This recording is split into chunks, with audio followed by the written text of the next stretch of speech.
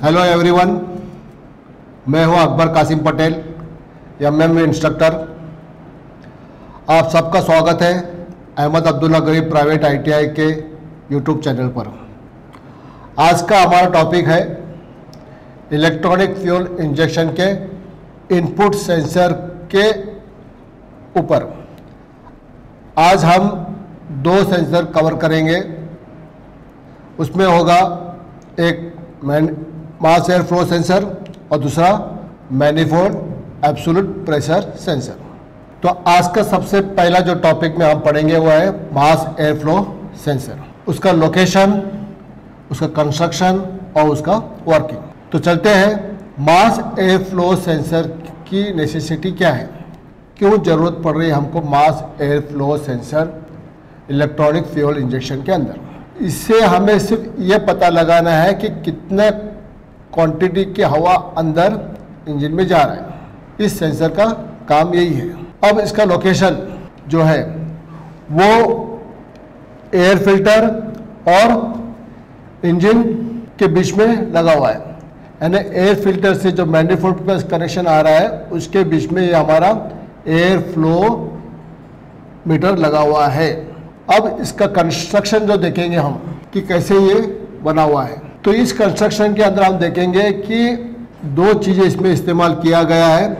एक temperature sensor है और एक है टंगस्टन वायर या एक मेटल थिन स्ट्रिप भी बोल सकते हैं आप। तो ये जो कंस्ट्रक्शन है, मतलब पहले हवा जब आएगी एयर फिल्टर से वो पास होगा टेम्परेचर सेंसर के ऊपर, टेम्परेचर सेंसर के बाद पास होगा टंगस्टन वायर के पास।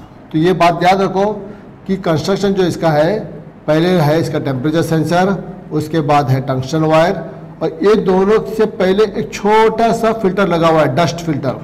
ये तो एयर फिल्टर है, यहाँ से हवा फिल्टर होके आ रही है, लेकिन इस टेम्परेचर सेंसर के पास एयर पहुँचने से पहले उसको और थोड़ा सा हम एयर को फिल्टर करके फिर वो आगे पास करते हैं।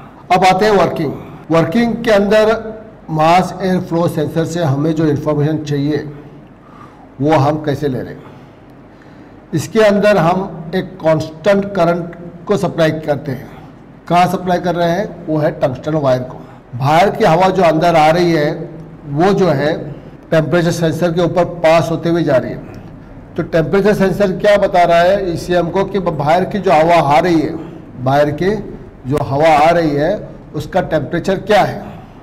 तो वो हिसाब से टंगस्टन वायर को करंट देके उतना उसको गर्म किया जाएगा। वो कंपैरिजन कहाँ से लेगा, टेम्परेचर सेंसर से कंपेयर करेगा। इससे उसको हीट थोड़ी सी ज़्यादा दी जाएगी टंगस्टन वायर को। अब जब ये एयर पास होगा टेम्परेचर सेंसर से, तो पहले इन्फॉर्मेशन जाएगा कि हवा अंदर जो आ रही है उसका टेम्परेचर क्या है। फिर उस टेम्परेचर से हिसाब से उस जो टंगस्टन वायर है उसको हीट किया जाएगा। उसको हीट करने के बाद उसको करंट दिया जाएगा, तो करंट की वजह से, रेजिस्टेंस की वजह से वो हीट होगा। अब जब बाहर क्या होगा उसके ऊपर फिर पास होगी तो वो क्या होगा, कूलिंग इफेक्ट आएगा, वो कूल होने की कोशिश करेगा। तो जो कूल होगा तो रेजिस्टेंस क्या होगा, रेजिस्टेंस में वेरिएबल आएगा। तो ये जो सेंसर है मैफ, ये वेरिएबल रेजिस्टेंस के ऊपर काम करता है। जैसे हवा ज़्यादा आ गई, कूलिंग ज़्यादा हो गई तो रेजिस्टेंस कम हो गया, हवा कम आई, कूलिंग कम हो गया, रेजिस्टेंस ज़्यादा हो गया। तो यहाँ जो हम कांस्टेंट करंट दे रहे हैं वो करंट से रेजिस्टेंस के अंदर वेरिएबल होने की वजह से उसका इन्फॉर्मेशन जा रहा है ईसीएम को, और ईसीएम क्या कर रहा है, उस इन्फॉर्मेशन को लेकर वो है फ्यूल इंजेक्टर को ऑपरेट कर रहा है कि कितना फ्यूल उसको इंजेक्ट करना है। हमारा मेन टारगेट जो है को है फ्यूल के ऊपर। तो यहाँ से जो एयर आ रही है, यानी कितना प्रिसाइज एयर, कितनी क्वांटिटी की एयर आ रही है, वो इन्फॉर्मेशन हम दे रहे हैं ईसीएम को। और ये अकेला मास एयर फ्लो सेंसर काम नहीं करता है, ये ऑक्सीजन सेंसर की भी मदद लेते हुए काम करता है। आगे नेक्स्ट वीडियो में जब मैं ऑक्सीजन सेंसर बताऊंगा तो तुम्हारे समझ में आएगा कि मास एयर फ्लो सेंसर और ऑक्सीजन सेंसर के बीच में क्या रिलेशन है। तो ये सब बात हो गई मास एयर फ्लो सेंसर का लोकेशन, कंस्ट्रक्शन और वर्किंग। अब हमारा नेक्स्ट सेंसर जो है वो है मैनिफोल्ड एब्सोल्यूट प्रेशर सेंसर। देखो वहाँ जो सेंसर हमने पहले पढ़ा था मास एयर फ्लो सेंसर, वो थर्मिस्टर टाइप सेंसर पे काम कर रहा था। अब ये जो मैनिफोल्ड एब्सोल्यूट प्रेशर सेंसर है, ये किस बेस पे काम करता है, आज इसके बारे में हम पहले इसका लोकेशन देखेंगे, फिर इसका कंस्ट्रक्शन देखेंगे और इसका वर्किंग। तो चलते हैं मास एयर एब्सोल्यूट प्रेशर का कैसे काम करता है, इसका लोकेशन क्या है। इसका लोकेशन जो है सेम उसी तरह जो मास एयर फ्लो मीटर लगा हुआ है उसके बाद में मैनिफोल्ड एब्सोल्यूट प्रेशर लगा हुआ है।